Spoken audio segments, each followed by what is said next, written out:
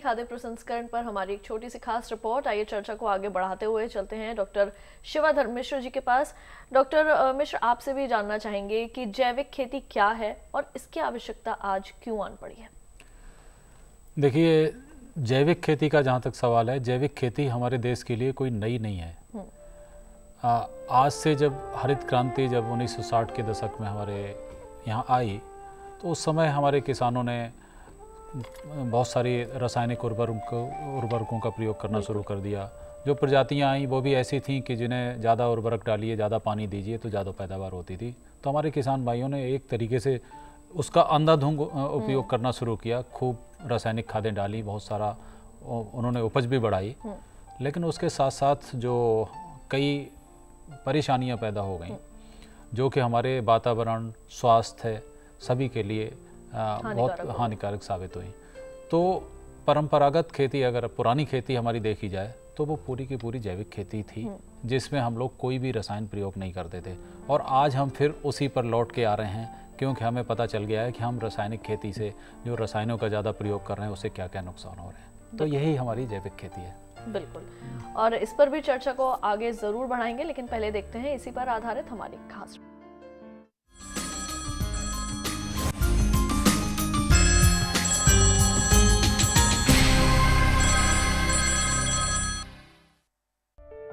विश्व में बढ़ती हुई जनसंख्या एक गंभीर समस्या है। बढ़ती हुई जनसंख्या के साथ भोजन की आपूर्ति के लिए मानव द्वारा खाद्य उत्पादन की होड़ में अधिक से अधिक उत्पादन प्राप्त करने के लिए तरह तरह की रासायनिक खादों, जहरीले कीटनाशकों का उपयोग प्रकृति के जैविक और अजैविक पदार्थों के बीच आदान प्रदान के चक्र को प्रभावित करता है, जिससे भूमि की उर्वरा शक्ति खराब हो जाती है। अधिक उत्पादन के लिए खेती में अधिक मात्रा में रासायनिक उर्वरकों एवं कीटनाशक का उपयोग करना पड़ता है, जिससे कम जोत में अत्यधिक लागत लग रही है और जल, भूमि, वायु और वातावरण भी प्रदूषित हो रहा है। साथ ही खाद्य पदार्थ भी जहरीले हो रहे हैं। इसलिए इस प्रकार की उपरोक्त सभी समस्याओं से निपटने के लिए गत वर्षों से निरंतर टिकाऊ खेती के लिए सिद्धांत पर खेती करने की सिफारिश की गई है, जिससे प्रदेश के कृषि विभाग ने इस पर विशेष प्रकार की खेती को अपनाने के लिए बढ़ावा दिया, जिसे हम जैविक खेती के नाम से जानते हैं। भारत सरकार भी इस खेती को अपनाने के लिए प्रचार प्रसार कर रही है।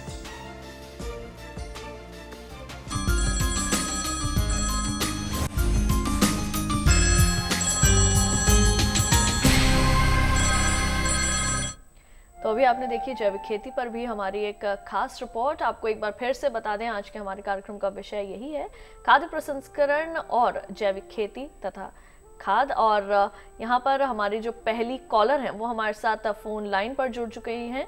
कृति पटेल जी हमारे साथ मौजूद हैं गुजरात से। आइए जानते हैं कि उनका क्या प्रश्न है। हेलो हेलो हेलो, हाँ बोलिए जी स्वागत है आपका हमारे कार्यक्रम में। अपना प्रश्न पूछिए, क्या जानना चाहते हैं आप? हेलो, मैं जानना चाहता हूँ, हमारे यहाँ टमाटर की खेती ज्यादा होती है, तो टमाटर प्रोसेसिंग में डालना चाहता हूँ। बिल्कुल, टमाटर की खेती टमाटो प्रोसेसिंग में डालना चाहता हूँ मैं, टमाटो केचप। जी, ज्यादा आप केचप के बारे में जानना चाहते हैं, किस तरह से उसका टमाटर का प्रसंस्करण किया जा सकता है? बिल्कुल जी डॉक्टर। तो इसके लिए ये है कि टमाटर के लिए एक तो आपका जो टमाटर, पहले ये देखना होगा कि आपका कौन सा लगा रहे हैं, क्योंकि टमाटर दो प्रकार के आते हैं, हमारे रस वाले और गूदे वाले। तो केचप के लिए जैसे है, टमाटर हमें गूदे वाले लेने होते हैं, जिसे हम हाइब्रिड भी कहते हैं। तो एक तो सबसे पहले किस्म का चुनाव करना होगा। फिर केचप जैसे आपने बनाना है तो आपको इसके लिए प्रशिक्षण लेने की आवश्यकता है, यानी कि ट्रेनिंग की आवश्यकता है, क्योंकि ट्रेनिंग इसमें बहुत अहम रोल अदा करता है। क्योंकि अगर आपने केचप खुद ही बनाया तो ख़राब होने की संभावना रहती है, और आपको क्या मशीनरी चाहिए, कितनी लागत का बनाना चाहते हैं, तो इस सब की जानकारी आपको प्रशिक्षण के द्वारा मिल जाएगी। और ये जैसे आपने बताया कि आप गुजरात से हैं, तो वहाँ पे आपके किसी भी नज़दीकी विश्वविद्यालय या कृषि विज्ञान केंद्र या कृषि संस्थान से आप संपर्क कर सकते हैं और वहाँ से प्रशिक्षण कार्यक्रम प्राप्त कर सकते हैं। इसके बाद आपको जो भी, अगर अपने पूंजी लगाने की बात है, तो उसी प्रशिक्षण के दौरान आपको जो भी संस्था से आप ले रहे हैं तो आपको बता देंगे कि कौन सी योजनाएं हैं सरकार की। भारत सरकार की काफ़ी योजनाएं हैं जिनकी मदद से आप अपनी इकाई भी स्थापित कर सकते हैं। गोपाल जी हमारे साथ महाराष्ट्र से फोन लाइन पर जुड़ चुके हैं। आइए जानते हैं कि उनका क्या प्रश्न है। हेलो। हाँ सर। जी गोपाल जी, स्वागत है आपका हमारे कार्यक्रम में। आप अपना प्रश्न पूछिए, आप क्या जानना चाहते हैं?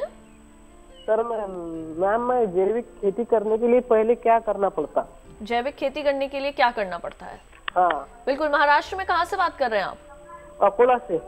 अकोला से, बिल्कुल। हाँ। डॉक्टर मिश्रा। देखिए गोपाल जी, आपका बिल्कुल सही सवाल है कि आप जब शुरुआत करें तो कैसे करें। अब शुरुआत करने के लिए वैसे तो आप कहीं भी जाएंगे तो आपको हर आदमी यही कहेगा कि आप इसके लिए ट्रेनिंग लें, क्योंकि बिना ट्रेनिंग के आपको पूरी जानकारी नहीं मिल पाएगी। और ऐसे इस जानकारी के लिए आपको कोई भी कृषि विज्ञान केंद्र है, कोई भी संस्थान है आपके पास, महाराष्ट्र में दापोली में है और भी कई जगह हैं, तो आप जाके वहाँ पर आप इसके लिए ट्रेनिंग लीजिए। लेकिन मोटी मोटी बात यह है कि आप जब शुरू करना चाहें तो सबसे पहले आपको क्या करना होगा, एक तो ये छोड़ना होगा कि आप कोई भी रासायनिक या रसायन या जो खाद के रूप में प्रयोग करते हैं या रासायनिक खादें प्रयोग करते हैं उनको पहले बंद करना पड़ेगा। दूसरा काम ये करना पड़ेगा, आपको ये सोचना पड़ेगा जो कीड़े मकोड़े मारने के लिए आप दवाइयाँ प्रयोग करते हैं उनको भी बंद करना पड़ेगा। उन दवाइयों की जगह आपको जो बोटेनिकल्स हैं, जो ऑर्गेनिक केमिकल जो बनाए हुए हैं, जो पेड़ पौधों के अर्क से निकाली हुई दवाइयाँ बनी हुई हैं, उनसे कीड़े को मारना पड़ेगा। और इसी तरीके से जो खाद की जगह आपको जैविक खाद है और कई तरीके की खादें जिनके बारे में अभी हम बताएंगे आपको, वो बहुत सारी खादें आपको प्रयोग करने पड़ेंगी और रासायनिक खादों को बिल्कुल तिलांजलि देनी पड़ेगी। तो दो चीज़ें आप दिमाग में बिठा लें। तीसरा ये भी है कि आप जब भी बरसात का पानी आता है, बरसात होती है, कहीं से भी पानी आपके खेत में ढलान से आता है, तो आपको मेड़बंदी करके ये सुनिश्चित करना पड़ेगा कि आपके खेत में कहीं का पानी बह के ना आए, क्योंकि उस पानी के साथ बहुत सारे अवशेष रसायनों के दूसरे खेतों से भी आपके खेत में आ सकते हैं। तो ये 3 तैयारियां करने के बाद आगे आप प्रशिक्षण लेके अपना काम सुचारू रूप से शुरू कर सकते हैं। बिल्कुल। वहीं डॉक्टर सिंह, आपसे हम जानना चाहेंगे कि कौन कौन से ऐसे उत्पाद हैं जिनका प्रसंस्करण किया जा सकता है। टमाटर के बारे में भी आपने बताया, इसके अलावा और कौन कौन से ऐसे फल हैं, कौन कौन सी ऐसी सब्जियां हैं जिनका प्रसंस्करण कर इजीली जो हमारे किसान हैं उन्हें मार्केट में बेचकर जो दाम है उनको अच्छा मिल सके? ये जितने भी हमारे खाद्यान्न फसलें हैं जो हम खाने में इस्तेमाल करते हैं उनका हम प्रसंस्करण कर सकते हैं। जैसे टमाटर तो है ही, तो हमारी सारी सब्जियां, विभिन्न ज़्यादातर जो मुख्य सब्जियां हैं जिनमें पानी, मतलब जैसे आपकी जैसे इसमें ये होगी बेल वाली जैसे फसलें हैं उसमें हमें थोड़ा सा प्रसंस्करण में दिक्कत आती है, पर ये है कि प्रसंस्करण में ये कर सकते हैं जैसे उनको कोल्ड स्टोरेज में हम रख सकते हैं उनको, ताकि हम उसी रूप में इस्तेमाल कर सकें। पर जैसे रूप बदल के, जैसे टमाटर का हो गया आपका, आप आलू का हो गया, आलू का चिप्स के रूप में, आलू का आटा आता है, आपके आलू के वेफर्स आते हैं, इस तरीके से कई उत्पाद बना सकते हैं। इसीलिए, और प्याज हो गया आपका, प्याज को आप सुखा सकते हैं, प्याज का पाउडर बना सकते हैं, प्याज को काट के सुखाने का है। ऐसे ही लहसुन, आपकी कई ऐसी सब्जियां हैं जैसे आपकी गोभी है, फूल गोभी है जी, उनको, जैसे पत्ता गोभी है, पत्ता गोभी को हम किसी जैसे एक अचार के रूप में बना सकते हैं। पत्ता गोभी को हम जैसे कुछ हम प्रसंस्करण करते हैं कुछ थोड़े समय के लिए, कुछ होता है हमारा लंबे समय के लिए। तो लंबे समय में हमें परिरक्षण करना पड़ता है, यानी कि उसको प्रिजर्व करना पड़ता है, और जिसमें हम कुछ रासायनिक खाद्यान्न पदार्थों का इस्तेमाल करते हैं ताकि उनकी जो हम कहेंगे लाइफ है वो लंबी हो जाती है जी। तो ऐसे ही इनका इस्तेमाल करके हम जितने भी हमारे खाद्य पदार्थ हैं, ज़्यादातर मैं कहूँगी 90% हम अपने खाद्य पदार्थों का प्रसंस्करण कर सकते हैं। बिल्कुल। इसी के साथ विनायक जी हमारे साथ जुड़ चुके हैं फोन लाइन पर महाराष्ट्र से। आइए जानते हैं उनका क्या प्रश्न है। हेलो। हाँ हेलो जी विनायक जी, स्वागत है आपका हमारे कार्यक्रम में, आप अपना प्रश्न पूछिए। हाँ जी, हमारे यहाँ सोयाबीन की खेती ज्यादा होती है, तो सोयाबीन पे हम क्या कर सकते हैं प्रोसेसिंग इससे? बिल्कुल, सोयाबीन की खेती ज्यादा होती है, क्या कर सकते हैं? सोयाबीन का एक सबसे मुख्य इस्तेमाल तो आपका तेल के लिए रूप में होता ही है, और इसके अलावा सोयाबीन से जैसे दाल है, इसकी दाल मतलब सोयाबीन प्रोटीन से भरपूर है, और गांधी जी ने भी इसे एक सुनहरा बीन के नाम की उपाधि दी है क्योंकि प्रोटीन की मात्रा इसमें बहुत ज़्यादा है और कैल्शियम की मात्रा बहुत ज़्यादा है, और हमारे देश में कुपोषण की समस्या भी खासकर महिलाओं और बच्चों में काफ़ी ज़्यादा है। तो सोयाबीन का आपका आटा बना सकते हैं, और उसी सोयाबीन से दूध बन सकता है। अगर मैं एक उदाहरण देना चाहूँगी, 1 किलो सोयाबीन के दाने से हम 8 लीटर दूध बना सकते हैं, और उस 8 लीटर दूध से हम 1.25 किलो पनीर निकाल सकते हैं, जिसे जापान वगैरह में टोफू भी कहा जाता है।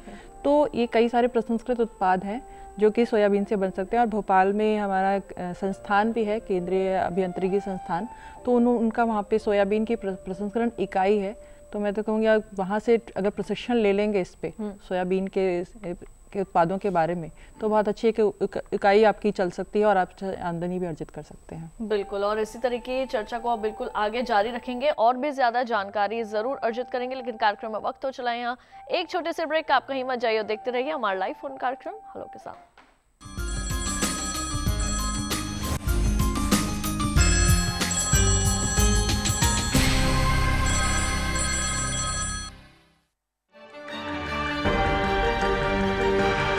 कहाँ चलेगी शीतलहर,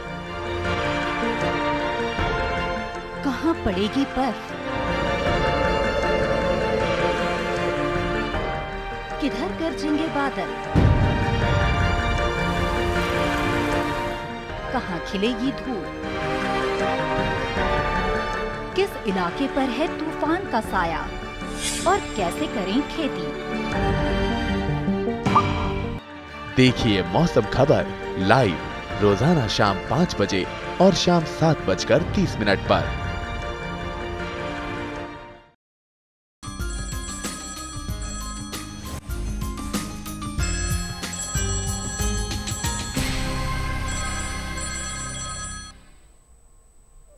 ब्रेक के बाद एक बार फिर आप सभी का स्वागत है हमारे लाइव फोन कार्यक्रम हेलो किसान में, जहां पे आज के कार्यक्रम का विषय है खाद्य प्रसंस्करण एवं जैविक खाद और खेती। विषय से संबंधित कोई भी ज्यादा जानकारी लेने के लिए आप सीधा हमारे टोल फ्री नंबर्स 1800-113060 और 61 पे हमें फोन कर सकते हैं। आप सभी से एक छोटी सी गुजारिश है, जब भी आप हमें फोन करें अपने टेलीविजन की आवाज को बिल्कुल बंद रखें। राजेंद्र जी हमारे साथ जुड़ चुके हैं मध्य प्रदेश से फोन लाइन पर, आइए जानते हैं उनका प्रश्न। हेलो हेलो जी राजेंद्र जी, स्वागत है आपका हमारे कार्यक्रम में, अपना प्रश्न पूछिए। जी, मैं ये जानना चाहता हूँ मैडम कि हमारे यहाँ लहसुन की खेती होती है जी, तो उसमें मैडम जैविक खाद से हम मतलब किस प्रकार से उसमें खाद डालें हम? बिल्कुल, तो लहसुन की खेती होती है, जैविक खाद के सिलसिले में जानकारी लेना चाहते हैं, किस तरह से डालें? देखिए, लहसुन की खेती या कोई और सब्जी की खेती, सभी के लिए जो खादें या जैविक खादें हैं उनका प्रयोग एक ही तरीके से होता है। जैसे हम कोशिश ये करेंगे, रासायनिक खादें पहले यूरिया डालते थे, सिंगल सुपर फास्फेट डालते थे, डीएपी डालते थे हमारे किसान भाई, पोटैश डालते थे, म्यूरेट ऑफ पोटैश, उसकी जगह अब आप गोबर की खाद ले सकते हैं, कंपोस्ट ले सकते हैं, वर्मी कंपोस्ट ले सकते हैं, इस तरीके की खादों का प्रयोग कर सकते हैं। इसके साथ साथ अगर लहसुन से पहले किसी दलहनी फसल की खेती की है आपने, तो उसकी जड़ों की जो गांठें होती हैं ना, उसमें वायुमंडलीय नाइट्रोजन एकत्रित हो जाती है, तो आप उस नाइट्रोजन का भी उस फसल द्वारा प्रयोग कर लिया जाए, आपकी लहसुन द्वारा प्रयोग कर लिया जाएगा। तो इस तरीके से आप हरी खाद का भी प्रयोग कर सकते हैं। आप दलहनी फसलें उस फसल से पहले लगा सकते हैं और साथ साथ जो मैंने खादें बताई कि कंपोस्ट, वर्मी कंपोस्ट, ये सब डाल सकते हैं। तो ऐसा देखा गया है कुछ और फ्री लिविंग जो अपने आप स्वतः ज़मीन में रहने वाले बैक्टीरिया हैं, जैसे पीएसबी कहलाता है, एक पीएसबी होता है जो कि फास्फोरस के लिए टीका होता है, फास्फोरस की उपलब्धता बढ़ा देता है ज़मीन में। तो ऐसे जीवाणु टीका का भी प्रयोग किया जा सकता है जब कभी हम करना चाहें। तो जैविक खाद में इस तरीके की बहुत सारी खलियाँ होती हैं, जैसे सरसों की खली है, करंज की खली है और सूरजमुखी की खली है। ये सारी खलियाँ जो है कुछ खाद्य होती हैं तो जानवरों को खिलाते हैं, कुछ अखाद्य होती हैं जिनको कि हम खाद के रूप में प्रयोग कर सकते हैं। बिल्कुल, अभी थोड़े समय पहले अभी हमारे पास एक कॉलर आए थे, आपने कहा था कि हम आगे अपने कार्यक्रम में बताएंगे खाद के बारे में। कौन सी जैविक खादें हैं उनके बारे में थोड़ा विस्तार से बताएं। देखिए, जैविक खादों में अभी जैसे मैंने बताया, एक तो वर्मी कंपोस्ट है जो केंचुए के खाद, हमारे किसान भाई केंचुए खाद के नाम से जानते हैं। ये बहुत ही प्रचुर मात्रा में इसमें पोषक तत्व होते हैं और ज़्यादातर सब्जियों में 3 से लेकर 5 टन प्रति हेक्टेयर के हिसाब से इसको प्रयोग किया जाता है। ये खाद जो है गोबर की खाद से या गोबर की खाद के साथ साथ बहुत सारे फसल अवशेष या जो कूड़ा कचरा होता है सड़ने योग्य, उन सबको मिला के बनाई जाती है और ये केंचुए के माध्यम से बनती है। केंचुए इसको खाते हैं और केंचुए जो एक्सक्रीटा निकालते हैं, जो कास्ट होती है उनकी, तो उसको ही हम वर्मी कंपोस्ट कहते हैं और ये खाद बहुत ही अच्छी होती है। इसमें नाइट्रोजन भी ज़्यादा होता है, लगभग 2 से 3% नाइट्रोजन होता है। इसके अलावा इसमें फास्फोरस और पोटास के अलावा इसमें कुछ ऐसे एंजाइम होते हैं कि जो कि फसल को और बेहतर बनाते हैं। तथा जो ज़मीन में पहले से ही उपलब्ध जो पोषक तत्व हैं उनकी भी उपलब्धता को ये प्रभावित करके बहुत अच्छा बनाता है, ज़मीन को भुरभुरी बना देता है। तो और जो खादें हैं उनमें जैसे कंपोस्ट खाद हुई, कंपोस्ट खाद कई तरीके की हो सकती हैं। कंपोस्ट खाद फसल अवशेष से भी बनाई जा सकती है। कंपोस्ट खाद जो हमारे जानवर हैं जहाँ पाले जाते हैं तो वो गोबर की खाद वहाँ पे होती है, गोबर की खाद उनका मलमूत्र इकट्ठा करके और फसल अवशेषों के साथ मिला के बनाई जा सकती है। तो कई तरीके की इस तरीके की खादें हैं। हमारे पुराने समय में गांव में जो है सीधा सीधा ढेर लगा देते थे या गड्ढे में डालते रहते थे, जो कि तरीका सही नहीं था। आजकल इसके बहुत सारे वैज्ञानिक विधियां आ गई हैं। उन वैज्ञानिक विधियों से हम इस तरीके की खाद बनाकर प्रचुर मात्रा में भूमि में सप्लाई कर सकते हैं, भूमि को दे सकते हैं। तो आपकी लहसुन की खेती के साथ साथ अन्य खेती भी जो जैविक खेती की तरफ जो हमारे किसान भाई बढ़ना चाहते हैं तो वो इस तरीके की खादों को अपनाएं, ज़्यादा से ज़्यादा इन खादों को बनाएं और इन खादों का प्रयोग करें। साथ साथ एक जीवाणु टीका होता है जो जैसे मैंने बताया पीएसपीज के लिए।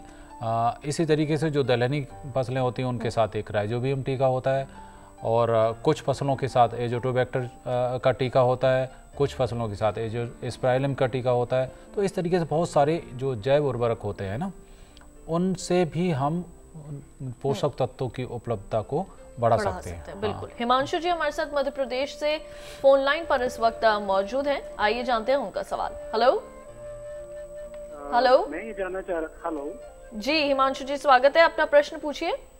हाँ जी, मैंने अभी सॉइल टेस्ट कराया था जिसमें पीएच वैल्यू 6.9 निकली है, एनपीके 258.6, 16, 392 है ना, ऐसा निकला हुआ है। तो इसमें अभी मैं केमिकल से प्योर ऑर्गेनिक में जाना चाह रहा हूँ, तो आप बताइए कि इसमें और क्या क्या मैं कर सकता हूँ इसको और ज़्यादा प्रोडक्टिव बनाने के लिए। बिल्कुल, ये बहुत अच्छा प्रश्न है। देखिए, आपने बहुत अच्छा किया, आपने सॉइल टेस्ट करवा रखी है और ये मैं सभी किसान भाइयों को सलाह दूंगा कि ज़मीन की सॉइल टेस्ट कराना बहुत ज़रूरी है। सॉइल टेस्ट में 2-3 चीज़ें बहुत ज़रूरी होती हैं। एक ऑर्गेनिक कार्बन जो होता है उसकी मात्रा सब कुछ निर्धारित करती है कि हमारी ज़मीन में जो सूक्ष्म जीव हैं वो कितने ज़्यादा सक्रिय हैं, और सूक्ष्म पोषक तत्व और मुख्य पोषक तत्व, इन सब की जो ट्रांसफॉर्मेशन होता है, जो बदलाव होता है आपस में, उपलब्धता जिससे बढ़ती है, उन सब के लिए ये ऑर्गेनिक कार्बन एक बहुत बड़ा रोल प्ले करता है। ये समझ लीजिए कि ऑर्गेनिक कार्बन जो होता है वो जान है पूरी ज़मीन की जो उर्वरता होती है उसकी। अब ऑर्गेनिक कार्बन अगर 0.5% से ज़्यादा है तो समझ लीजिए आपकी ज़मीन का स्वास्थ्य अच्छा है, और जितना ही अच्छा ये 1% से लेके 2% या 3% जो हमारी जंगल कटते हैं, जंगल कटने के बाद जो ज़मीनें होती हैं ना, उनमें बहुत ज़्यादा होता है, उसमें करीब 2 या 3% तक भी हो पाया जाता है। और बहुत ज़्यादा होने पर, अगर इससे ज़्यादा मात्रा हो जाती है तो हमारी ज़मीनें एसिडिक हो जाती हैं, जो अम्लीय मृदाएँ कहलाती हैं, तो उनमें फिर दूसरे तरीके की समस्याएं होती हैं। लेकिन हमारे देश में ज़्यादातर समस्या ये है कि हमारे यहाँ लगातार हम जो रासायनिक उर्वरक प्रयोग करते आ रहे हैं, इनकी वजह से ये ऑर्गेनिक कार्बन ही कम हो गया है। कहीं कहीं पे ये लगभग 0.3% तक ही रह गया है, और जो कि ज़मीनें बहुत ज़्यादा कहना चाहिए बहुत कमज़ोर हो गई हैं, क्योंकि उनमें जितनी भी बायोलॉजिकल एक्टिविटी, जो सूक्ष्म जीव हैं, उनकी जो प्रक्रिया हैं वो बहुत कम हो गई हैं।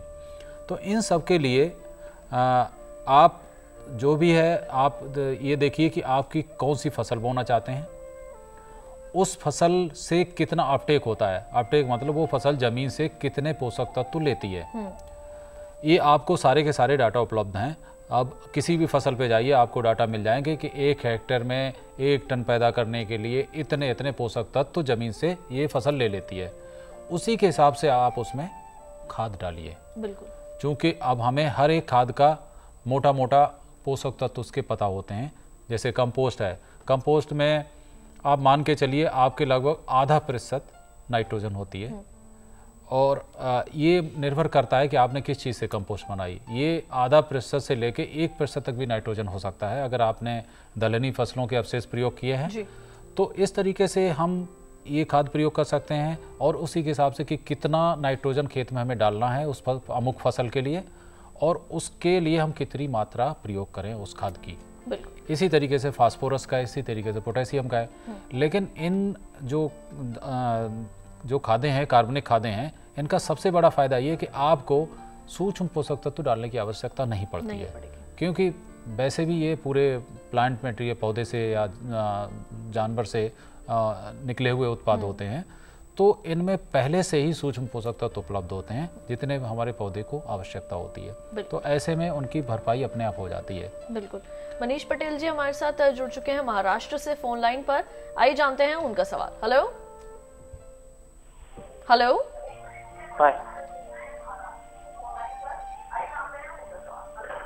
हाँ मैडम जी।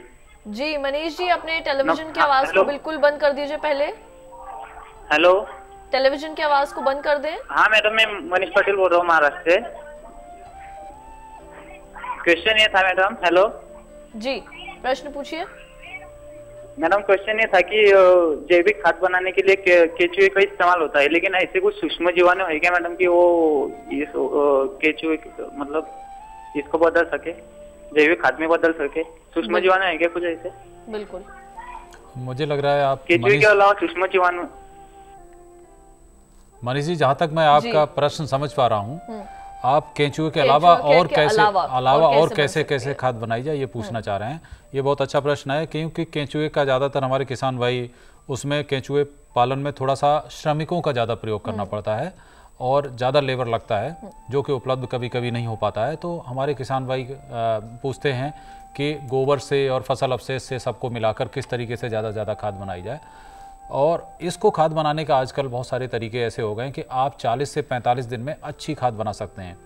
इसके लिए क्या है कि आप खेत में कोई गड्ढा बनाने की ज़रूरत नहीं आपको।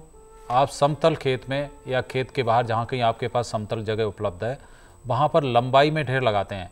ढेर की चौड़ाई लगभग 2 से 2.5 मीटर रखते हैं और इतनी लगभग ऊंचाई रखते हैं। तो और लंबाई उसकी जितने आपके पास जगह उपलब्ध हो उस हिसाब से रखते हैं। साथ में आपके पास जितना गोबर या जितना भी फसल अवशेष उपलब्ध हो उनके हिसाब से रखते हैं। तो लंबाई में इस तरीके से ढेर लगाकर आप इसमें देखेंगे नमी के लिए थोड़ा सा पानी का छिड़काव करेंगे। उसके बाद आजकल हमारे संस्थान ने, भारतीय कृषि अनुसंधान संस्थान जो हमारा दिल्ली में है, इसके सूक्ष्म जीव विभाग ने एक ऐसा टीका विकसित किया है जिसको कि पानी में घोलकर हम उस पर ढेर पे डाल सकते हैं। अथवा जो पाउडर फार्म में भी आता है, पाउडर जैसा होता है, जिसको हम एक पैकेट लगभग 400 ग्राम का पैकेट हम 1 टन के लिए भी, जो 10 कुंतल खाद बनाने के लिए उपयुक्त होता है, उसको भी डाल सकते हैं। तो जब इस तरीके का ढेर बना लेते हैं तो धीरे धीरे उसका बुरकाव या पानी जो लिक्विड होता है उसका छिड़काव हम करते हैं। उसके बाद फिर उस ढेर को पलटते हैं। पलटने के लिए हम, अगर कम है, छोटा ढेर है, आपके पास कम मटेरियल है, तो आप इस काम को फावड़े से या रैक से भी कर सकते हैं। लेकिन जब बहुत बड़े पैमाने पर अगर आपको करना, आपका फार्म बड़ा है, तो उसके लिए मशीनें भी आजकल उपलब्ध हैं जो कि ट्रैक्टर चालित होती हैं। और इस तरीके की विधि को हम बिंड रो मेथड कहते हैं। इस तरीके की खाद बनाने की विधि को हम बिंड रो मेथड कहते हैं। और ये जो होता है वायवीय विधि से खाद बनती है, बहुत जल्दी बन जाती है, पोषक तत्वों का ह्रास नहीं होता है, सारे पोषक तत्व उसमें बने रहते हैं और बहुत आसान भी है। दूसरा इसका फ़ायदा ये है कि गड्ढे में जैसे जो साल भर आप डाले रहते हैं और उसके बाद पानी बरस गया, फिर वो गड्ढे का पानी नीचे ज़मीन में गया तो आपका भूजल भी दूषित हो गया, साथ साथ उसके बहुत सारे पोषक तत्व निकल गए, तो वो पोषक तत्व भी बर्बाद हुए, आपने भूजल भी दूषित किया। उस सब से निजात पाने के लिए आप ये बिंड रो तरीका अपनाएं और इस तरीके से खाद बनाएं, तो आपकी जल्दी भी बनेगी, उसमें पोषक तत्व भी अच्छे रहेंगे और साथ साथ वातावरण भी आपका शुद्ध रहेगा। बिल्कुल। कार्यक्रम में लेते हैं एक और छोटा सा ब्रेक। आप कहीं मत जाइए, बने रहिए दूरदर्शन किसान पर और देखते रहिए कार्यक्रम हेलो किसान।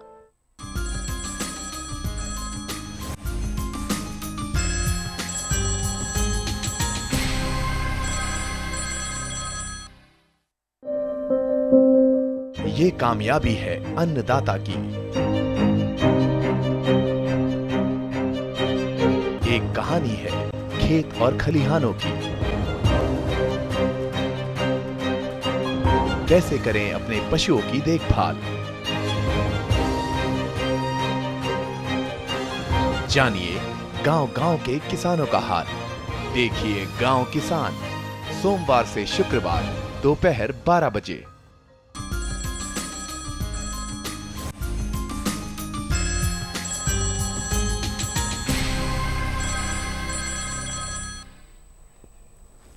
ब्रेक के बाद एक बार फिर आप सभी का स्वागत है हमारे लाइव फोन कार्यक्रम हेलो किसान में, जहां पे आज के कार्यक्रम का विषय है खाद्य प्रसंस्करण और जैविक खेती और खाद। विषय से संबंधित कोई भी ज्यादा जानकारी लेने के लिए बिना झिझक आप हमारे टोल फ्री नंबर्स 1800-113-060 और 61 पे हमें फ़ोन कर सकते हैं। आप सभी से गुजारिश है जब भी आप हमें फ़ोन करें अपने टेलीविज़न की आवाज़ को बिल्कुल बंद रखें।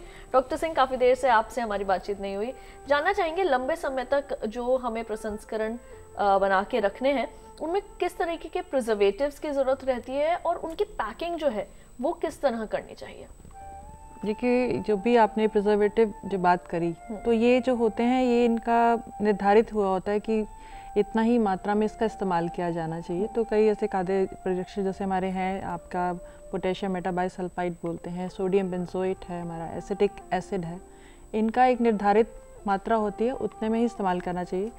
और इन सभी का अलग अलग खाद्य पदार्थ में अलग अलग, जैसे आपने अचार बनाना है तो उनके लिए अलग है, आपने स्क्वैश बनाना है उसके लिए अलग है, आपने जैम बनाना है उसके लिए अलग है। और फिर बात आती है कि इनका इस्तेमाल किया जाता है ताकि, क्योंकि आपका जो उत्पाद है आपने बना तो लिया पर किसी कारणवश कई बार होता है कि ख़राब हो जाता है, तो इसलिए इन परीक्षणों का इस्तेमाल करना बहुत ज़रूरी है। पर मैं ये कहूँगी कि आप जब भी करें तो जो निर्धारित इसकी मात्रा बताई गई है उतना ही इस्तेमाल करें, उससे ज़्यादा ना करें क्योंकि नुकसान भी दे सकते हैं। इसके बाद आती है पैकिंग की बात। तो पैकिंग आपका निर्भर करता है कि आपने, जैसे आपको बाज़ार करना है जो कोई भी उत्पाद है, तो सबसे पहले बाज़ार को ध्यान में रखते हुए और आपने अपनी जेब का भी ध्यान रखना है कि आपका पैसा उस पैकिंग में ही सारा ना लग जाए कि आपको कुछ उसमें मिल भी ना पाए। तो आपने ये दोनों बातें ध्यान में रखनी है। तो हमारे जैसे आजकल पैकिंग के आजकल पाउच पैकिंग आ रही है जो कि आपका जिप पैकिंग जो आसानी से इस्तेमाल करने वाले, मतलब लाने ले जाने में आसानी होती है। कि पहले बॉटल्स में होता था, कांच के बॉटल थोड़े महंगे ही पड़ते हैं, फिर उनको थोड़ा संभलाव भी उनका मुश्किल हो जाता है, तो और थोड़ा सा महंगा ही पड़ता है। पाउच पैकिंग आपका थोड़ा सस्ता पड़ता है। फिर आपका लेमिनेट्स होते हैं जो हमारे, जो कि पैकिंग मटेरियल में आपको ये ध्यान रखना है कि खाद्य पदार्थ के लिए वो उपयुक्त होने चाहिए। बिल्कुल, क्योंकि प्लास्टिक आपका पैकिंग में आ रहा है पर सभी उपयुक्त नहीं है खाद्य पदार्थों की पैकिंग के लिए। इनसे भी आपका जो सामान है, जो भी आपने अपनी मेहनत करी है, वो सारा आपका बेकार हो जाएगा अगर आपने पैकेजिंग मटेरियल आपने सही इस्तेमाल नहीं किया। तो जो खाद्य पदार्थ के लिए निर्धारित किए गए हैं पैकेजिंग मटेरियल, उनका इस्तेमाल करना चाहिए। और इनके मूल्य जो है बहुत ज़्यादा नहीं होते, आपको मतलब जेब के हिसाब से मतलब इस्तेमाल किए जा सकते हैं, मतलब खर्चा आपका ज़्यादा इसमें नहीं आएगा। और छोटी मशीन आपकी आती है, सीलिंग की जो पैकिंग मशीन आती है, छोटी सर्किल भी आती है, जैसे 100 किलो तक की पैकिंग कर दे, 500 किलो तक की भी पैकिंग कर दे, 1000 किलो की तक पैकिंग कर दे। तो इस पर भी आपका अलग अलग मशीनरी है जिनका हम इस्तेमाल कर सकते हैं और अपना एक आय जो अच्छी ले ही सकते हैं। जी बिल्कुल, हमारे साथ इस वक्त फोन लाइन पर भैया जी जुड़ चुके हैं महाराष्ट्र से। आइए जानते हैं उनका क्या प्रश्न है। हेलो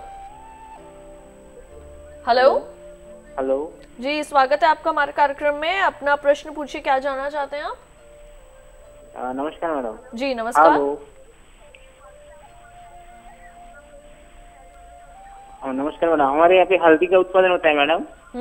हमारे यहाँ पे हल्दी का उत्पादन होता है, तो हल्दी में यानी कि जैविक खाद किस तरह भी यूज करना चाहिए? बिल्कुल, हल्दी में जैविक खाद किस तरह यूज? तो हल्दी में यानी उत्पादन ज्यादा होना चाहिए, तो उसमें जैविक खाद। जी देखिए, हमारे गोपाल जी ने भी महाराष्ट्र से पूछा था कि लहसुन में, शायद उन्होंने पूछा था कि लहसुन में जैविक खाद कैसे प्रयोग है। मैंने बताया कि किसी भी पौधे के लिए, किसी भी फसल के लिए हम जो जैविक खाद प्रयोग करते हैं तो उसमें कोई अलग तरीका नहीं है, क्योंकि हमें ज़मीन में मिलानी है वो खाद। फसल लगाने से लगभग 15-20 दिन पहले आप ज़मीन में उसको अच्छे से मिला दीजिए और उसके बाद फसल लगाइए। मात्रा उसी हिसाब से रहेगी कि कौन सी फसल, अमुक फसल कितना ज़्यादा पोषक तत्व लेती है, कितनी आवश्यकता है, उसी के हिसाब से उसकी मात्रा रखी जाती है। दूसरी, हम देखते हैं कि बहुत सारी ऐसी जैविक खादें होती हैं, ऐसी कार्बनिक खादें होती हैं जिनमें पोषक तत्वों की मात्रा बहुत कम होती है, तो बल्क, इनको हम बल्क खादें भी इसीलिए कहते हैं, तो ज़्यादा मात्रा प्रयोग करनी पड़ती है। ज़्यादा मात्रा प्रयोग करने से आप ये मत सोचें कि इसमें पोषक तत्व कम है, लेकिन जो बाकी पदार्थ उसमें होता है, कार्बनिक पदार्थ, उसकी वजह से जो ज़मीन की भौतिक दशा वो भी सुधर जाती है। तो हल्दी के लिए, चूँकि हल्दी ज़मीन में गांठें बनती हैं उसकी, तो उसके लिए ज़मीन की भौतिक दशा अच्छी होनी चाहिए और जैविक खाद इसके लिए बहुत ही अच्छी चीज़ है। आप गोबर की खाद या कंपोस्ट या हरी खाद को मैंने थोड़ा सा मैं विस्तार में बताना चाहूँगा कि हरी खाद का भी प्रयोग कर सकते हैं आप। हरी खाद किसी भी दलहनी फसल को हरे रूप में हम उगाकर और उसी ज़मीन में मिलाकर सड़ा देते हैं, तो उसको हम हरी खाद कहते हैं।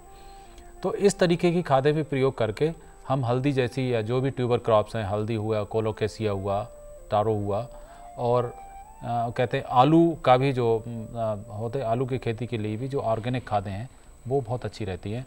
उससे एक तो आप जब अपनी निकालेंगे जो भी उत्पाद होगा, चाहे हल्दी हो या अरबी हो, तो वो बहुत साफ़ सुथरा सा निकलता है, क्योंकि मिट्टी उसमें चिपकी हुई नहीं दिखाई देती है, तो मिट्टी भुरभुरी हो जाती है।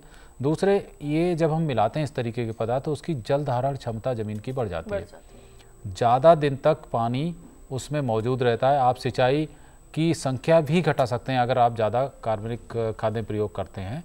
तो जैसे अगर किसी फसल के लिए हमें 10 सिंचाइयाँ चाहिए, अगर कार्बनिक खाद आपने भरपूर प्रयोग कर सकते तो हो सकता है 7 या 8 में ही आपका काम चल जाए जी। तो इस तरीके से जल धारण क्षमता बढ़ने से कम पानी से भी ज़्यादा तो जल भी बचाया जा सकता है। हमारी जो ऑर्गेनिक खेती है, जैविक खेती है, उससे हम जल का भी बचाव कर सकते हैं। जो आजकल हमारे प्रधानमंत्री जी कहते हैं कि मोर क्रॉप पर ड्रॉप, बिल्कुल। तो इस तरीके से हम कम पानी का प्रयोग करके और ज़्यादा फसल ले सकते हैं। तो ये कार्बनिक जैविक खेती उसमें एक तरीका है। बिल्कुल। इसी तरीके से जो प्रयोग करने की बात है, हल्दी के फसल में भी हम बोने से पहले लगाएं तो ज़्यादा है अच्छा रहेगा, तो इस तरीके से लगा सकते हैं। बिल्कुल। तो वहीं यहाँ पर बात हो रही है कि पर ड्रॉप मोर क्रॉप आप किस तरह ले सकते हैं, जल को आपने किस तरह से संरक्षित करना है, जैविक खेती को आपने किस तरह उपयोग में लेकर आना है और अपनी फसलों का जो उत्पादन है वो आप कैसे बेहतर हासिल कर सकते हैं। सोमनाथ जी हमारे साथ जुड़ चुके हैं महाराष्ट्र से फोन लाइन पर, आइए जानते हैं उनका प्रश्न। हेलो, फोन हमारा यहाँ पर कट गया है। डॉक्टर सिंह, हमारे पास बहुत से प्रश्न हैं इस वक्त और हमारे काफ़ी जो किसान हैं वो ये जानना चाहेंगे जो प्रसंस्करण में आना चाहते हैं, सरकार की तरफ से क्या कोई योजनाएं हैं इसके लिए, क्या कोई स्कीम्स हैं जिसके तहत लाभ उठाया जा सके? जी, काफ़ी योजनाएं हैं। अगर आप मैं बात करूँगी कि अगर आप छोटे स्तर पर शुरू करना चाहते हैं उसके लिए भी है, और जो कर रहे हैं उनके लिए है, कोई समूह में आके करना चाहते हैं उनके लिए भी हैं। योजनाएं अलग अलग हैं। जैसे अगर आप बात करें अकेले कोई छोटे स्तर पे शुरू करना चाहता है, अकेला है, तो उसके लिए MSME जैसे हम कहेंगे प्रधानमंत्री एम्प्लॉयमेंट जनरेशन प्रोग्राम है, उसके तहत वो अपना एक इकाई शुरू कर सकता है, जिसमें आपका वो इकाई जैसे आपका उसमें कम से कम जैसे लोन आपका 2 लाख, 4 लाख, 6 लाख इतने तक का उन लोगों को मिल जाता है। तो ये इस योजना के थ्रू जैसे छोटे स्तर पे है। बड़े स्तर पे अगर कोई जाना चाहता है तो हमारे जैसे खाद्य प्रसंस्करण मंत्रालय है, उन्होंने मेगा फूड पार्क स्कीम्स बहुत अच्छी बनाई, जिसमें एक पूरा एक सेटअप है जिसमें किसान हमारे समूह में, महिलाएं समूह में या अकेला किसान भी एक अपना प्रोड्यूस लाएगा वहाँ पे, अपना उस प्रोड्यूस पे जो भी उत्पाद है उस पर निर्भर करेगा, मतलब उसको करता है कि आप उसको कोल्ड स्टोरेज में रखना है तो कोल्ड स्टोरेज की वहाँ पे सहूलियत दी जाएगी। उसको वैल्यू एडिशन यानी कि मूल्य संवर्धन यानी कि उत्पाद बनाना है तो उसकी सहूलियत है। तो एक ही जगह पे वो सब कुछ है और इसमें इसका फ़ायदा उठा, और इसमें जैसे सब्सिडी भी काफ़ी अच्छी 30 से 40% की सब्सिडी मिल जाती है, और ये डिपेंड करता है कि आपका प्रोजेक्ट कैसा है। तो और ये ऐसी योजनाएं वहाँ के लिए बहुत अच्छी जहाँ पे पूरी काफ़ी ज़्यादा एरिया में एक फसल हो रही है, जैसे टमाटर की फसल एक एरिया में हो रही है, तो वहाँ पे ये मेगा फूड पार्क बहुत अच्छा काम कर सकता है। या लहसुन की फसल जैसे बहुत ज़्यादा हो रही है, कोई भी सेब का है, पहाड़ी क्षेत्रों में चले जाओ तो सेब का, तो वहाँ पे बहुत अच्छा ये कर सकते हैं। फिर आपकी अन्य भी योजनाएं हैं, जैसे आपका बागवानी मिशन के तहत भी काफ़ी योजनाएं, जिसमें कोल्ड स्टोरेज, क्योंकि कटाई के बाद बाजार तक ले जाने में ही काफ़ी नष्ट हो जाता है, 30 से 40% नष्ट हो जाता है। तो कोल्ड स्टोरेज की सहूलियत भी, जैसे कि अभी टमाटर की बात करें जो कि अभी कितना महंगा हो गया और 2 महीने पहले बहुत कम दाम था, तो अगर कोल्ड स्टोरेज की ये जो फैसिलिटी हमारे किसान भाई उठा लें, और इसमें ये नहीं कि आपको बहुत, क्योंकि कई बार होता है खेत से बहुत दूर होते हैं कोल्ड स्टोरेज, वो लोग वहाँ नहीं जा सकते, तो ऐसे में किसान अपने समूह बना के अपने यहाँ पे ही कोल्ड स्टोरेज स्थापित करवा सकते हैं। तो ये ऐसे आपकी बागवानी मिशन की योजनाओं से लेके बना सकते हैं। आपका जो है मैं कहूँगी राष्ट्रीय बागवानी बोर्ड, उसके मदद से लेके बना सकते हैं। अपीडा जो है हमारा, जो कि बाहर भी एक्सपोर्ट करता है खाद्य पदार्थों को, उनकी मदद से ये अपनी कोल्ड स्टोरेज की कर सकते हैं, जिसमें उनमें वो कोल्ड स्टोरेज वैन भी देते हैं कि एक जगह से दूसरे शहर तक पहुंचाने की सहूलियत भी होती है, तो वो वैन भी दी जाती है जी। तो इन अगर योजनाओं का लाभ उठाएंगे तो मैं समझती हूँ कि हमारे किसान भाई जो हमारा वो भी है कि हमारी आय दुगनी हमारे किसान भाई की 2021 तो वो ज़रूर संभव हो जाएगी अगर इन जो योजनाओं का हमारे किसान भाई लाभ उठाएंगे तो। बिल्कुल। कार्यक्रम में लेते हैं एक और छोटा सा ब्रेक, आप कहीं मत जाइए, बने रहिए दूरदर्शन किसान पर, देखते रहिए कार्यक्रम हेलो किसान।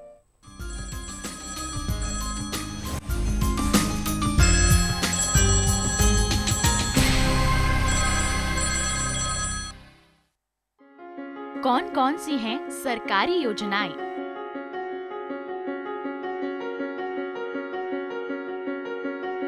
कैसे उठाएं इनका लाभ? जानिए अपने गांव का हाल।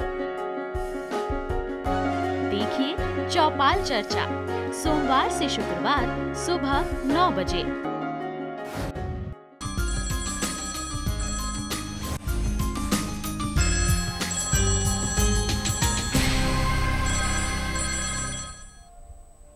ब्रेक के बाद एक बार फिर आप सभी का स्वागत है हमारे लाइव फोन कार्यक्रम हेलो किसान में, जहां पे आज के कार्यक्रम का विषय है खाद्य प्रसंस्करण और जैविक खेती एवं खाद्य। विषय से संबंधित कोई भी ज्यादा जानकारी लेने के लिए आप हमारे टोल फ्री नंबर्स 1800113060 और 61 पे हमें फोन कर सकते हैं। राजवीर सिंह जी हमारे साथ फोन लाइन पर मौजूद है पलवल हरियाणा से। आइए जानते हैं उनका प्रश्न। हेलो हेलो हेलो जी राजवीर जी, स्वागत है आपको हमारे कार्यक्रम में। अपना प्रश्न पूछिए।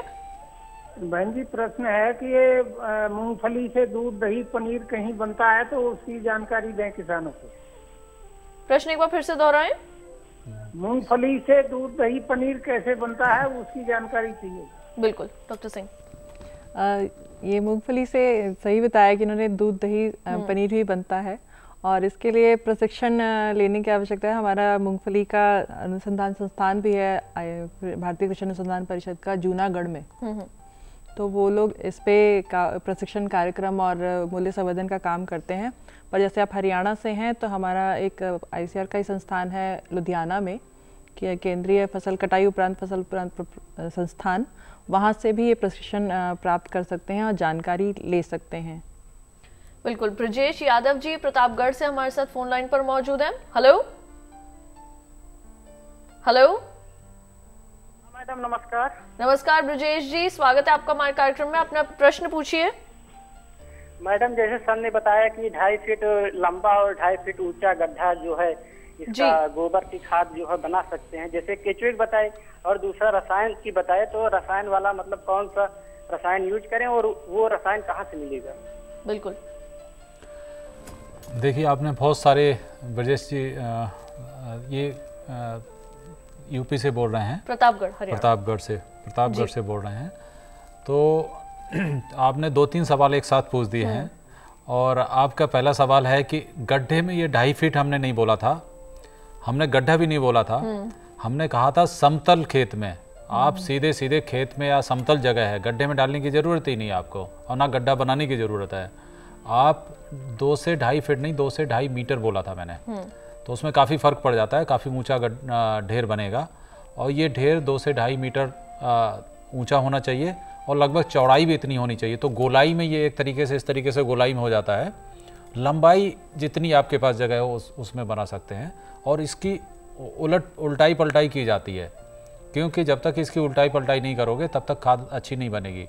तो पहला इसमें ये होता है कि आप इस पर जो हमने बताया एक टीका आता है जो खाद बनाने का, उसका छिड़काव करेंगे। पानी पूरा का पूरा नम रखेंगे ढेर को और उस ढेर की पहली बार उसे मिलाने के लिए, टीका मिलाने के लिए पलटाई करेंगे। उसके लगभग 10 दिन बाद दूसरी पलटाई करेंगे, उसके फिर लगभग 15 दिन बाद तीसरी पलटाई करेंगे और लगभग चौथी पलटाई तक ये आपकी खाद तैयार हो जाएगी। कुछ ऐसे फसल अवशेष होते हैं जिन्हें सड़ने में ज़्यादा टाइम लगता है, उनमें से धान का पुआल जो होता है आपका, वो थोड़ा सा मुश्किल करता है और इस विधि से ये धान का पुआल लगभग 80 से 90 दिन तक भी ले लेता है। तो सबसे ज़्यादा मुश्किल होता है धान का, क्योंकि आप जब उल्टाई पुल्टाई करेंगे तो जब नमी पहुंचती है तो धान का पुआल एक तरीके से रस्सी का काम करता है और वो आपके जो भी औजार प्रयोग करेंगे या मशीन प्रयोग करेंगे तो उसमें लिपट जाता है रस्सी की तरह। तो ये सही तरीके से काम नहीं करने देता, तो इसे सड़ने में भी मुश्किल होती है। तो बाकी सभी जितने भी फसल अवशेष हैं वो थोड़ी जल्दी सड़ जाते हैं, जिसमें दलहनी फसलों के 40 दिन में ही सड़ के आपको खाद बन जाएगी, लेकिन बाकी चीज़ें थोड़ी थोड़ी जैसे जैसे सख्त पदार्थ हैं आप डालते जाएंगे उसका समय बढ़ता जाएगा। तो धान उसमें बहुत मुश्किल होता है। दूसरी बात इन्होंने बताई है कि पूछना चाह रहे हैं कि कौन से जो रसायन प्रयोग है, हमने रसायन जो बताए थे कि रसायन प्रयोग नहीं करने हैं, लेकिन बोटनिकल्स जिन्हें हम कहते हैं, बोटनिकल्स का मतलब होता है जो हमारे पेड़ पौधे हैं उनसे निकाले हुए अर्क, उनके जो अर्क होते हैं उनसे दवाइयाँ बनती हैं कई तरीके की।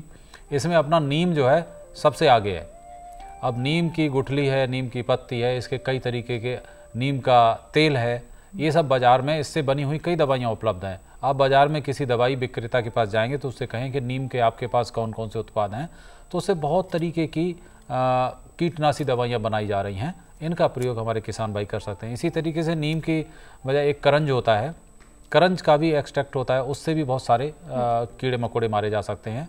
तो इस तरीके से विशेष बीमारियों के लिए इस तरीके के पदार्थ प्रयोग करते हैं। इनको रसायन नहीं कहते हैं, इनको हम लोग बोटेनिकल कहते हैं ना, क्योंकि हमें रसायनों से, आपको जैविक खेती में रसायनों से परहेज रखना है, तो रसायनों की बात मत करें आप। बिल्कुल।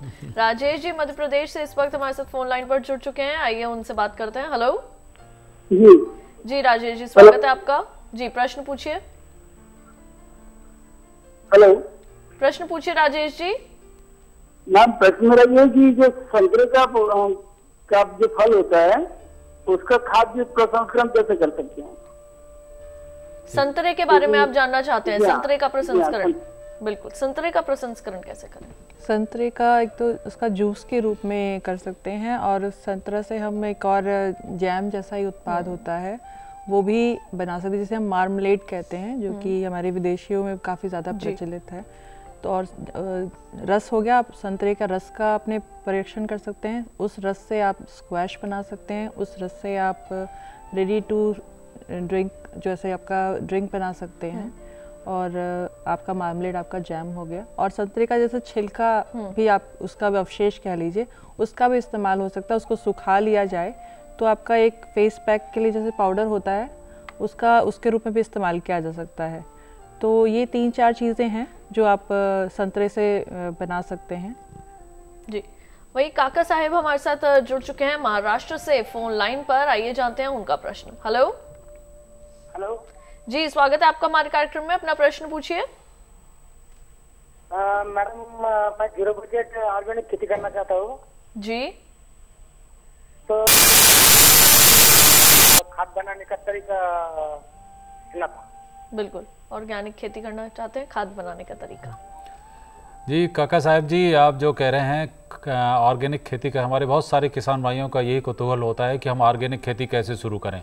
तो जाहिर है सबसे पहले आपको ज़रूरत पड़ती है कि ऑर्गेनिक खेती के लिए सबसे ज़्यादा खेती में हम बाहर की चीज़ें डालते हैं, या तो रासायनिक खादें या रसायन कीड़े मकोड़ों को मारने के लिए।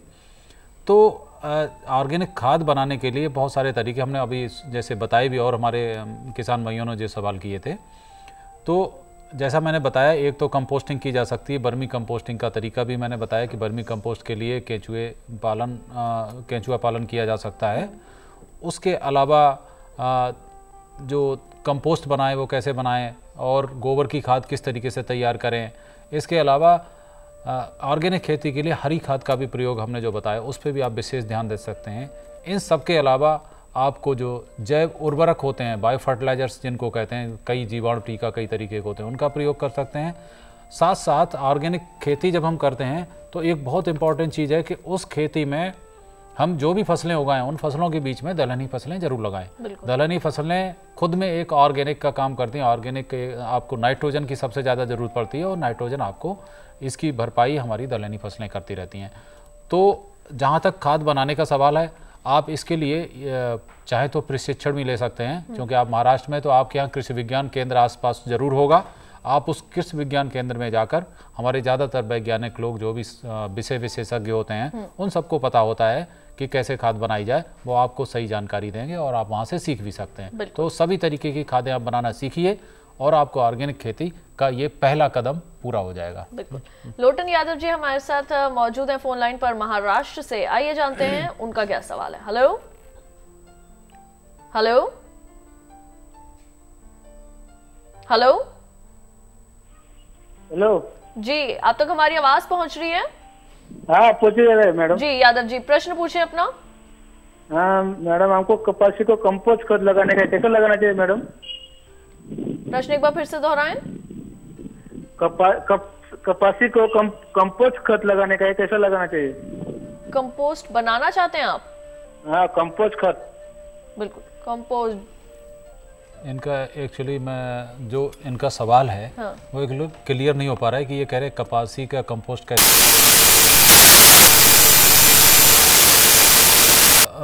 हम अगर दोनों ही सवालों को लेते हैं इनका कि कपास की कंपोस्ट कैसे बनाई जाए, कि कपास की जो लकड़ी होती है ना वो थोड़ी गलने में मुश्किल होता है। तो हमारे बहुत सारे किसान भाई ऐसे जो फसल अवशेष कपास का बचता है तो उसे या तो आजकल फ्यूल ब्लॉक बनाते हैं। फ्यूल ब्लॉक का मतलब ये है कि उसको सघन करके उसकी जो लकड़ी होती है उससे जलाने के काम फर्नेस में आती है। या बहुत से किसान भाई ऐसे होते हैं क्योंकि उसकी जो कैलोरीफिक वैल्यू होती है, ऊष्मा जो होती है ना वो कम होती है, तो उसको कंपोस्ट के रूप में प्रयोग करते हैं। तो उसके लिए कपास के जितने भी डंठल होते हैं उसके लिए एक मशीन आती है, श्रेडिंग मशीन कहते हैं हम लोग उसे। श्रेडिंग मशीन में आप उसके वो लकड़ी को डालते जाए, वो छोटा छोटा पीस चिप्स निकाल देगी। उस चिप्स को जो हमने तरीका बताया, ढेर जैसे 2 मीटर ऊंचे और 2-2.5 मीटर चौड़े, उस तरीके के ढेर लगा के, वही विधि है जिससे और सब उसमें गोबर अगर है तो गोबर भी मिलाकर और ये खाद बनाई है, कंपोस्ट बनाई जा सकती है। और दूसरा कपास में खाद लगाने का, अगर ये दूसरा सवाल इन्होंने पूछा क्योंकि हमें सवाल इनका बिल्कुल समझ में नहीं आया नहीं था सवाल। तो अगर ये दूसरा ये चाह रहे कपास में कैसे हम लगाएं, तो कपास के लिए तो मैं वही कह रहा हूँ कि आप जैसे बाकी सब फसलों में जैविक खेती करते हैं तो ऑर्गेनिक खाद लगाते हैं, तो उसकी कंपोस्ट को उसी तरीके से फसल बोने से पहले डालें। लेकिन मुझे लगता है ये कपास की जो डंठल वगैरह उससे बनाने की बात कर रहे हैं, तो उसका यही तरीका कि पहले शेडिंग करनी पड़ेगी आपको पहले, और आपके साथ आपके खेत में और भी अवशेष हों या आपने अगर पशुपालन कर रखा हो तो उनका गोबर भी होगा, तो उसको मिलाकर भी आप विंडरो मेथड से, जो हमने बताया तरीका, ढेर लंबाई में ढेर मेथड विधि से आप खाद बना सकते हैं। जी, वही डॉक्टर सिंह, एक आखिरी सवाल आपसे करेंगे। जो लोग पहली बार प्रसंस्करण के इस क्षेत्र में आना चाहते हैं, उन्हें किस तरह शुरुआत करनी चाहिए और उज्वा की तरफ से क्या कोई ट्रेनिंग मिलती है? बिल्कुल, मैं बताना चाहूँगी, कोई भी अगर आपने तय कर लिया है कि मुझे इस फसल का खाद्य प्रसंस्करण में जाना है, तो सबसे पहले आपको, जब आपने तय कर लिया तो उसके बाद आपको उसमें आवश्यकता होती है प्रशिक्षण लेने की। तो आपके क्षेत्र के किसी भी, आज देश के हर जिला में कृषि विज्ञान केंद्र स्थापित है, तो वहाँ से जाके प्रशिक्षण लें और प्रशिक्षण प्राप्त करने के बाद वो इकाई शुरू करें।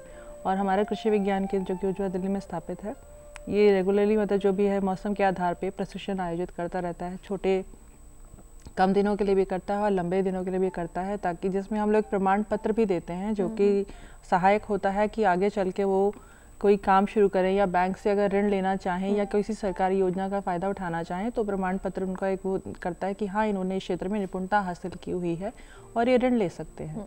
तो और जिसमें हम लोग जो प्रशिक्षण कार्यक्रम आयोजित करते हैं ये निःशुल्क ही होते हैं। और आज यही नहीं, हम लोग आपका जो कौशल विकास योजना के तहत भी हमारे कृषि विज्ञान केंद्र जो है कई प्रशिक्षण कार्यक्रम आयोजित करते हैं। जैसे मशरूम उत्पादन पे कर रहे हैं, क्योंकि मशरूम भी आपका खाद्य प्रसंस्करण इकाई में देखा जाए तो बहुत अच्छा एक उत्पाद है, उभर के आ रहा है। लोग अब शहरों तक था पर अब गांव-गांव तक ये पहुंचने जा रहा है।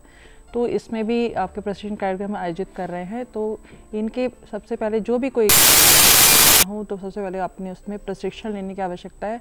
और साथ में ये देखना है कि आपने ये नहीं तय कर लिया कि हाँ मुझे टमाटर पे करना है, भले ही आपके क्षेत्र में टमाटर ना रहो, ये नहीं, कच्चा माल आपके आसपास ही होना चाहिए, तभी आप प्रसंस्करण में जाएं और तभी आप उसका बाजार करें। क्योंकि आपने कच्चा माल खरीद के महंगा फिर करा तो आपको इतना फायदा नहीं होगा। बिल्कुल, और आप दोनों यहाँ पर आए, आपने इतनी महत्वपूर्ण जानकारी दी विषयों से संबंधित, उसके लिए आप दोनों का बहुत बहुत शुक्रिया। जी धन्यवाद। तो हम आशा करते हैं हमारे आज के कार्यक्रम में जो विषय था खाद्य प्रसंस्करण, जैविक खाद और खेती, इन विषयों से संबंधित आपको तमाम जानकारी मिली है और आप इनका जरूर लाभ उठाएंगे। आइए बता दें आपको हमारे कल के कार्यक्रम का क्या विषय है। कल के कार्यक्रम का विषय रहेगा धान फसल की रोपाई एवं अन्य प्रबंधन।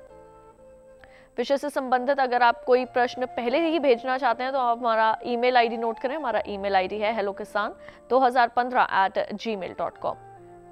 फेसबुक के जरिए अगर आप जुड़ना चाहते हैं तो फेसबुक पर जाएं और हिंदी में टाइप करें हेलो किसान। विषय से संबंधित अपना प्रश्न, कोई भी पिक्चर या फिर वीडियो आप उसमें अपलोड कर सकते हैं। और हमारा दूरदर्शन किसान का कॉल सेंटर नंबर आप जानते हैं 1800113060, सोमवार से शनिवार सुबह 6 बजे से रात 10 बजे तक आपके लिए उपलब्ध रहता है। तो हमारे आज के कार्यक्रम में केवल इतना ही। आप बने रहिए दूरदर्शन किसान पर। मुझे फिलहाल दीजिए इजाजत। नमस्कार।